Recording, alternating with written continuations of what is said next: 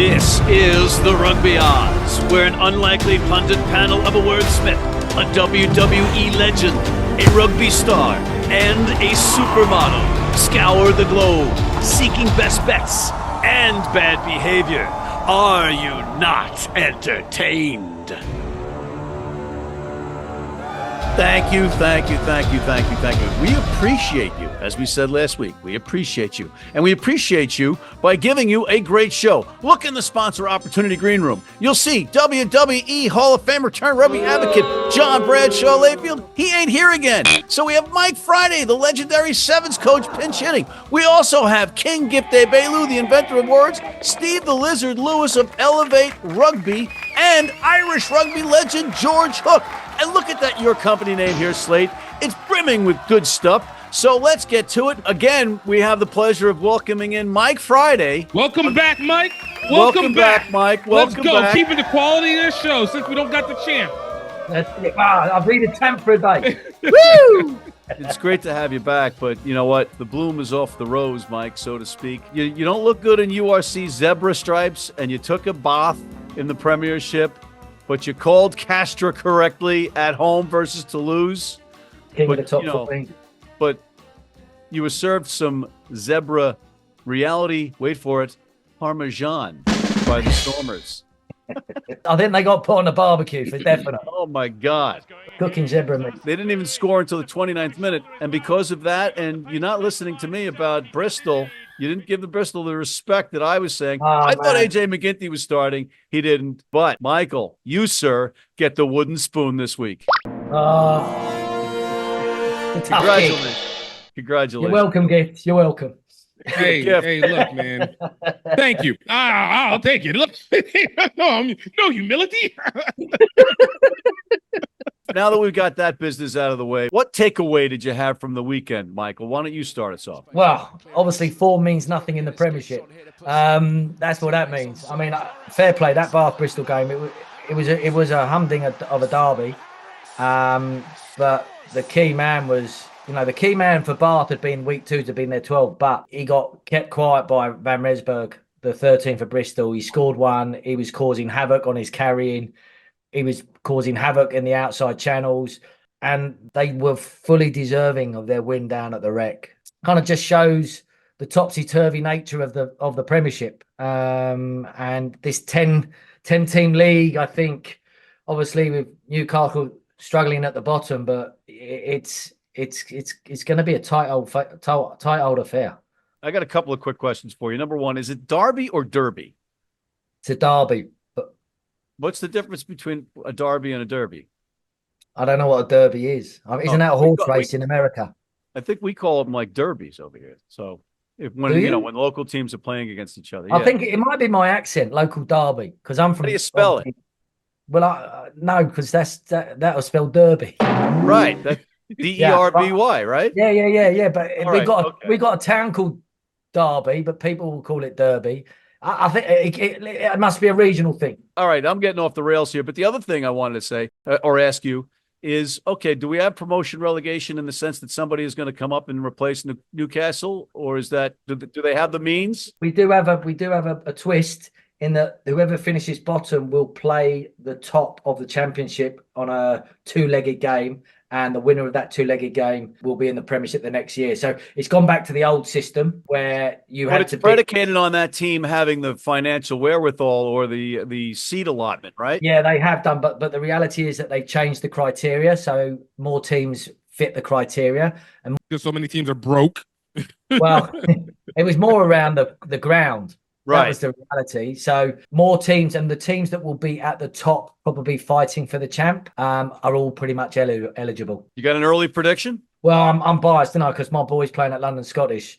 So it's going to be a tight old affair. But I do think Doncaster are pretty well organised this year. Unpick Ealing. Okay. Gift. Yeah, look, man. Marcus Smith is an absolute monster for the Harlequins. Absolute monster. To lose to Northampton the way they did in such close fashion is got to be one of the most disappointing things, because they had Northampton on the ropes. 3 tries easy in the first half. Harlequins lost the game more so than Northampton. And it really indicates how much of a postseason championship hangover that the Saints have. Yeah, but Gift, heavy the crown. Everybody wants a shot at you when you win, and they won the game. I mean, they won the game, but for how long? We've seen this happen before. Wherever you win, close game, and then all of a sudden the bottom falls out on you. Hardening the will. It's hardening the will. Also, as well, Quins have got a lot of injuries in their back three, so don't forget Quins like to play a very wide game. So having to move Marcus to 15, I think Northampton, they can be spectacular when their attacking game gets going.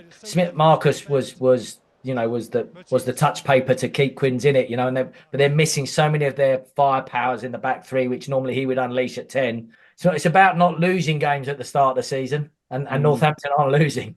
Yeah. Mike, when you're the head coach of England in 2026, it's Ben Smith or Marcus Smith your fly half, or somebody else? But I would probably say that Marcus is probably the most all-round package. But hey, George Ford, don't write him off. I'm not big on the Ford bandwagon. Oh man, he can play at the line, and it's about unleashing the outside backs. And the thing that they said that Marcus is developing at the moment is that international rugby you get half a second less than you do in the Premiership, and I think that's the challenge for him as he starts to develop and progress in international rugby.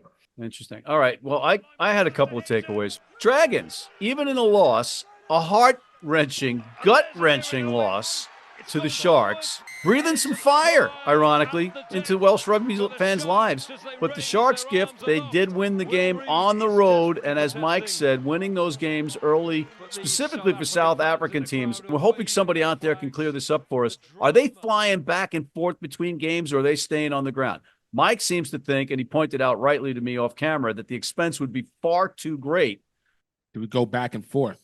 No, to stay. So it's like cheaper to fly back because you're not paying for food and you're not paying for lodging. Don't forget, when they travel, they're traveling with a group of 50 people. If they're traveling on the road, they've got to house in hotels 50 people, and they've got to feed 50 people. And the South African boys eat good.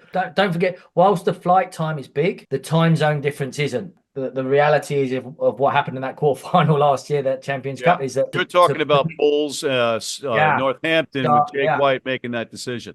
I am interested and intrigued whether they're staying on the road or they're flying backwards and forwards. Wait, do the Sharks fly private, or is that commercial? Oh, commercial. They would do commercial back. Oh my God! It's at the NBA. Oh my God, those poor boys, brittle bones. Yeah. The injuries are going to just like. It's ain't the NBA or the NFL. They ain't got that sort of dough. And they're likely flying in coach. Yeah, that was the issue with that Northampton thing, is that because they were in the quarterfinal and they got through so late, they couldn't necessarily find direct flights. So they all had to leave at separate times and have layovers in different parts of Europe. I mean, it's nuts. Wait a minute. So they're putting even Etzebeth in coach? Nothing would surprise me. I mean, I don't know. They could be in. Oh, boy. All right. We got to take a break and let George and Steve come in and let them go at each other for a little bit. But maybe they can give some of their flyer miles to these guys so they can actually be able to live comfortable. Layfield could fly the teams all over for a full season. He's got like millions of flyer miles, and he's too cheap to give them up. So Layfield. All right, on that note, let's break for commercial and welcome in George and Steve. But we'll be back with you guys with your picks. So do your homework, fellas. We'll be right back.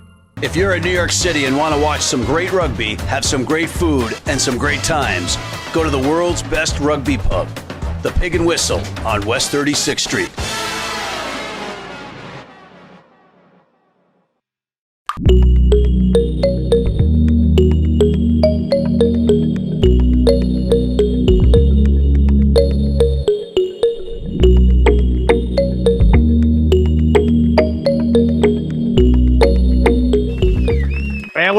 And we're back with Mr. George Hook and Mr. Stephen Lewis. Gentlemen, welcome back. George, first, how are you? I'm good. Golfing coming to a close in Ireland now. October normally is the end of the season. It helps to not watch rugby. So if I can sort of say I'm not watching rugby, I'm playing golf, it helps, I don't know that, but I'll take your word for it. Stephen, how are you? Fine. I played golf last week, actually, in Scotland. Once in a blue moon, and it's going to remain once in a blue moon. Are you any good? Obviously. Oh, That's what an answer. What an answer. All right, so let's get down to business. George, a takeaway from the weekend. The biggest takeaway has to be Munster. They're in Cork against the Ospreys, and they've just come off a horrendous defeat initially, in which there was uniform criticism by the media, uniform, about how bad they were. Suggestions, would the coach hold his job, and so on, so on, so on. I know this program doesn't normally deal with climate warming. Oh, boy. There was a guy in Cork building a boat. And I had never seen so much rain in my life. And I thought this game mightn't finish, given the weather. And Munster was superb. I must say, they didn't give Ospreys a break. But more importantly, it was the character, the resilience, all that sort of stuff. Like, you got to remember someone like me, growing up in Munster, growing up in Cork, supporting those red shirts, which I still do, but especially growing up, it meant something really special. It still gets my juices flowing. I thought they were super. And then what it does, and this is hugely important, it builds up for next week. I mean, think about next week. Even people watching this program, non-Irish and not knowing a lot about Ireland. One, it's against Leinster. Two, it's in Dublin, but it's in Croke Park, home of the Gaelic Athletic Association, where the dastardly British in 1922 shot players and spectators. So you can't even imagine what this is like, to have rugby played in the citadel of the Gaelic Athletic Association. And I think the pundits have it wrong now. They think Leinster are probably 12, 13, 14 points the better side. I'm not sure they are now. You sound like a Cork man. Oh, yeah. Do you want the action by? I can do it for you if you like. You're just a wanker of a broadcaster. Okay, fair enough. But George, aren't you being a little hypocritical, because all you do is bash Welsh rugby and you say the Welsh teams suck, and then Munster goes out and beats a Welsh team at home where they're supposed to be invincible off a dreadful performance? Why was the expectation anything else than, say, a 23-0 lead? They lost to Zebre. Zebre then this weekend get hockeyed at home by I don't know how many points, some huge number of points. So don't underestimate this, Like, you're in America and the Mets have reached the playoffs or something, so you're still living in some kind of euphoric situation. People in Munster were pretty worried after Italy, I can tell you. Hard to understand just how worried they were. And I tell you, next week, don't miss it. If you can find the television next week, watch it. All right, Stephen. Well, predictably, Glasgow winning in Cardiff. Now, interestingly enough, in contrast to what George says about growing up in the history of the fabled history of Munster in Cork, Tolman Park, and what have you. When I played for Glasgow, it was 3 men and a dog. So it's really a reverse situation. These are the glory days for Glasgow, where they actually have crowds and they perform well, champions of this particular league. So I remember playing against Neath, against Llanelli. Never played against Cardiff, but that was trepidation for a Scotsman going down there. And then Glasgow just went down there and put 56 points on, didn't play very well, pumped them. So these are the glory days for Glasgow. Interestingly enough, last week you said Edinburgh, make or break. I said, no, it's only 3 games in. But the nature of their capitulation last week against the Lions, wow, over 50, with, I believe, 10 full caps in the Edinburgh team, has really brought the knives out this week. They're sharp and they're getting plunged into Coach Everett, who is a South African back. And so they play the Stormers. Not an easy game if the Stormers bring all their talent.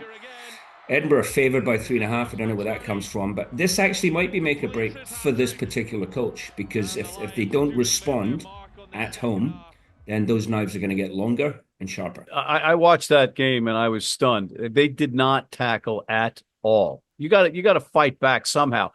if you're going to contend, and they're considered contenders. In terms of talent, perhaps what you don't realise, George probably does, is that particularly those of us from the west of Scotland, there is a significant bias in favour of our Edinburgh friends when it comes to the SRU and the financing of teams. So while the SRU, Scottish Rugby Union, owns both teams, runs both teams, the money is not always the same. And we always consider that Edinburgh get, if there's an up-and-coming starlet, they get the funds to sign him. And so this Edinburgh squad is jam-packed with talent, up front and behind.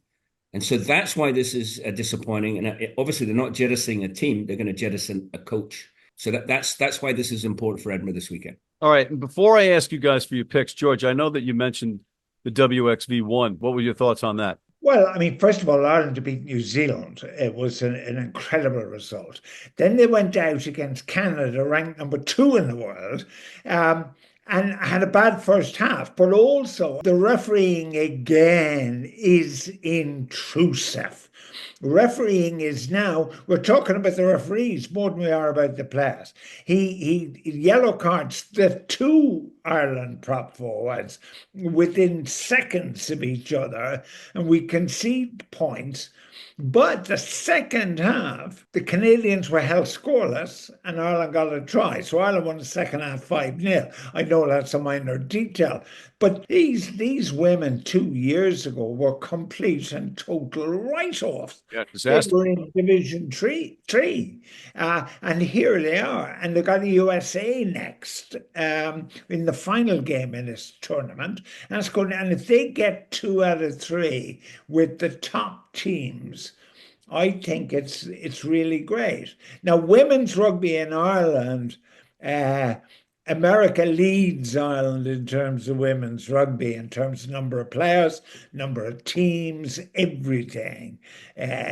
Women's rugby hasn't got a hold in Ireland at all, really.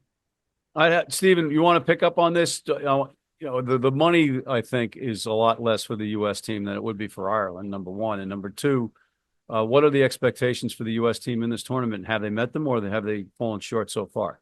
Well, the sort of Gobos-like propaganda that comes out of Denver would have you that they're performing well again.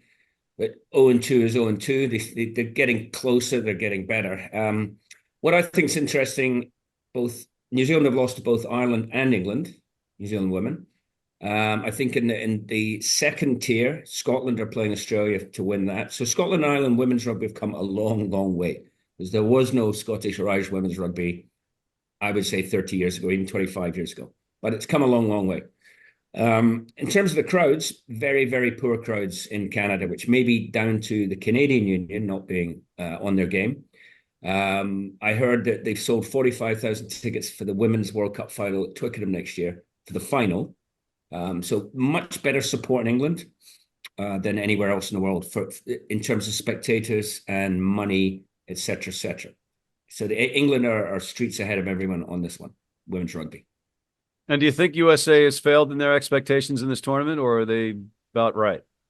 No, I think they've reintegrated some sevens player like Kelter's back in, Thomas and Cheta Emba, which they need. They're there or thereabouts, but without being, it's hard to say that there is less competition in women's rugby. So the USA in women's rugby should be top 5, which they just about are, but they should be top 3. They've got the athletes. It's there for them. It's like sevens. It's there for USA women's rugby. So looking forward to them improving, put Ireland to the sword, and then they've got World Cup next year. All right, now, gentlemen, before we go, we have our new recurring segment called George versus Steve. To each pick a game and give your reasons why, 30 seconds each. George, why don't you go? Tell us who you like next weekend, other than Munster-Leinster. Other than Munster-Leinster. There is only one game next week. So, George, what is your definitive pick in this match? Munster will beat the spread. Perfect. Stephen, who do you like in the URC this weekend? I think, and I hope, Edinburgh will beat the spread. They're favoured at 3.5 against the Stormers. Don't know how the Stormers travel because they tend to rotate their squad, but I think this is going to be the weekend for an Edinburgh response. Thank you, George. Thank you, Stephen. We'll be right back with more after this.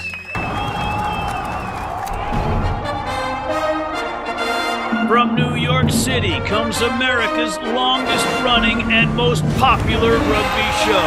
The biggest names in Major League Rugby, MLR highlights, and big match previews. Rugby Wrap-Up presents MLR Weekly, made in New York City. Hey, U.S. fans, you can tune into every match live on Flow Rugby. How do we know that? Because we're on there all the time. All right, we're back, and it was always great to hear from George and Steve, but now it's our task, fellas, to do some picking. This is the Rugby Odds, after all, and let's start with the WXV1. Mike, who's your pick? I think Canada have been an outstanding team over the last 12, 18 months, both in the 15s and the 7s, as we've talked about. I think they're moving in the right direction. They're resilient, they're gritty, they're getting big wins against a lot of countries, and they're at home. So I don't think it's a foregone conclusion, but I just think this England machine is formidable. And what's so impressive about the England machine really is when they bring on their bench. Their strength in depth around their set piece at scrum time and line out just gives them the foundation and the power to control possession. And I do fancy them winning by kind of 20-odd points. All right. Gift, we got to start shortening a little bit because we're running out of time. Well, who's your pick? You asked the wrong person today. Look, man, I'm looking at that USA-Ireland game. Look, you know, there's something about the concept of transient. Oh, here we go. Here we go. Oh my God. What? No, we're not. No, we're not going to the Ice Age or the Middle Ages. Just give me your pick. Look, I'm looking at that USA-Ireland game, and despite the fact that Canada is sitting in the diabolical black and white, not even a red and white, I'm looking at the USA to be able to keep this game close and to ironically, but unironically, upset Ireland. I think the third game, it allows everybody to be in sync. Most of these players are just playing with each other for the first, well, maybe not the first time, but in totality, the first time these last 3 weeks. Developing cohesion in a very short window. So I do believe that this is one where it actually and matches we're gonna end this answer right now in a very and short so you know order. as we keep going to the physics of it.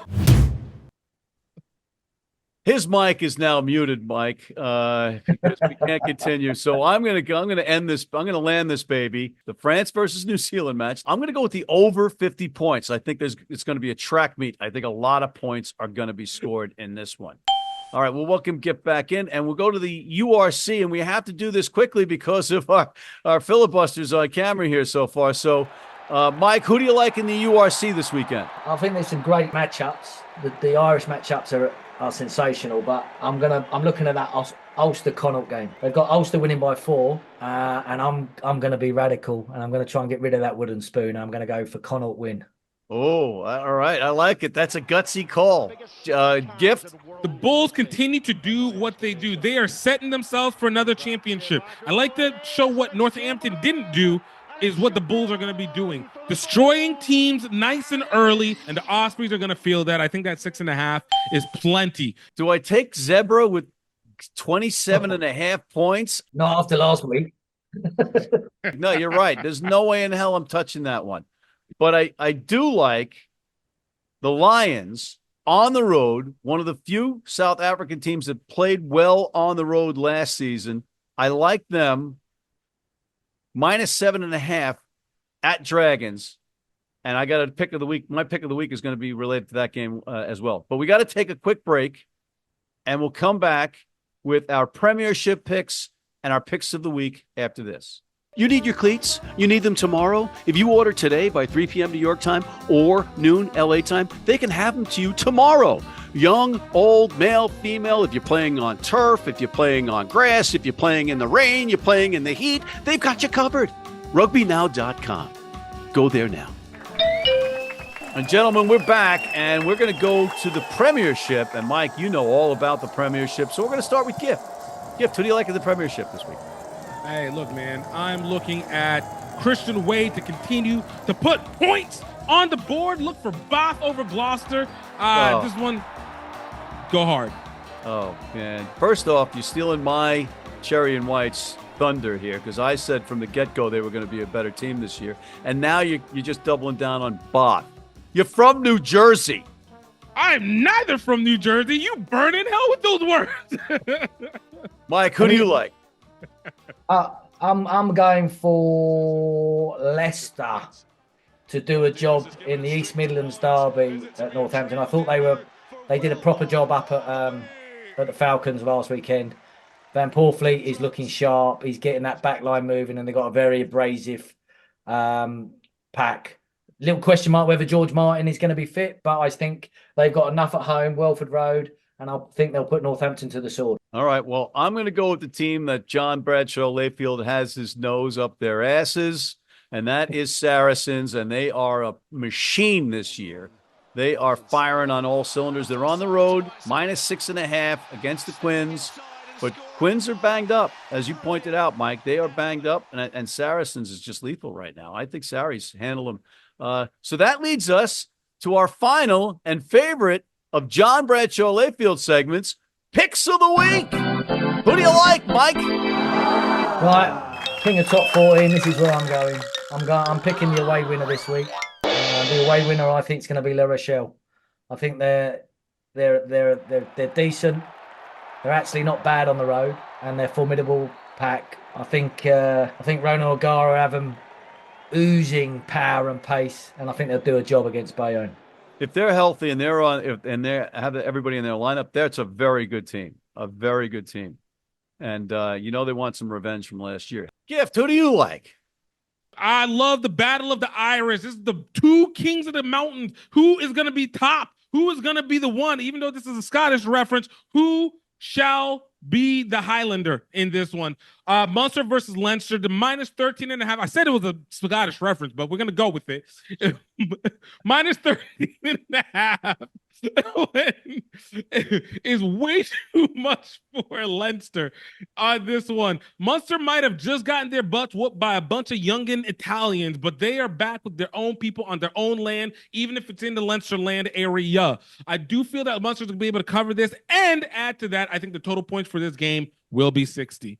All right, and they also took apart Ospreys last week, so they're rebounding. I don't care about Wales stuff. That doesn't mean anything in this situation now. Whatever.